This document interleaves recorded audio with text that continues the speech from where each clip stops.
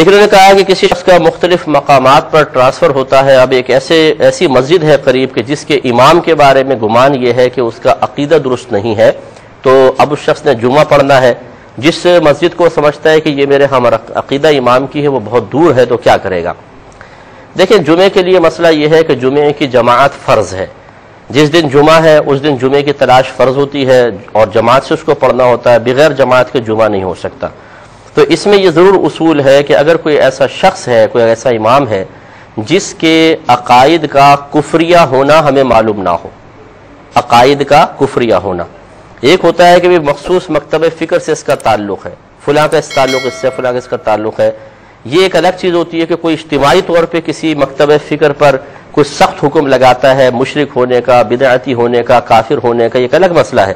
لیکن جب ایک فرد واحد آپ کے سامنے ہوتا ہے تو آپ وہ اجتماعی حکم اس کی طرف کنورٹ نہیں کر سکتے ہیں۔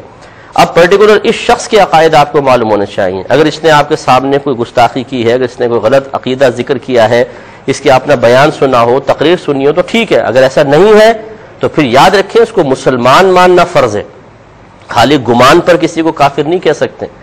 ہمارے اکابرین نے بعض اوقات بعض اشخاص میں 99 جہت سے کفر ثابت ہو رہا ہو لیکن ایک جہت سے اسلام بھی اس کا ثابت ہو رہا ہو، تو یہ فرمایا کہ 99 جو جہتیں وجوہات ہیں اس کو نظر انداز کریں گے، ایک جہت کو فوقیت دے کے اس کو مسلمان مانا جائے گا۔ تو اس لیے پھر ایسے شخص کے پیچھے جس کے عقائد کا کفریہ ہونا کم از کم آپ کو پرٹیکولر اس کے کفریہ ہونا عقائد کا معلوم نہ ہو، اس کے پیچھے جمعہ پڑھنا لازم ہوگا۔ یا پھر اگر آپ یہ مسالک کے فرق کو قائم رکھنا چاہتے ہیں اور اس تکلف میں آپ مبتلا ہیں تو پھر آپ کو دور جائیے اور وہ مشقت برداشت کریں اور وہاں پہ جا کے نماز پڑھ لیں اگر آپ کے قلب مطمئن نہیں ہوتا۔ لیکن صحیح مسئلہ یہ جو میں نے آپ کی خدمت میں عرض کیا کہ جب تک کسی شخص کے پرٹیکولر عقائد ہمارے سامنے نہ آئیں اس کے کافر ہونے کا فیصلہ نہیں کر سکتے ہیں اور مسلمان ماننا فرض ہے۔ یہ کہتے ہیں کہ یہ جو آیت کریمہ ہے کہ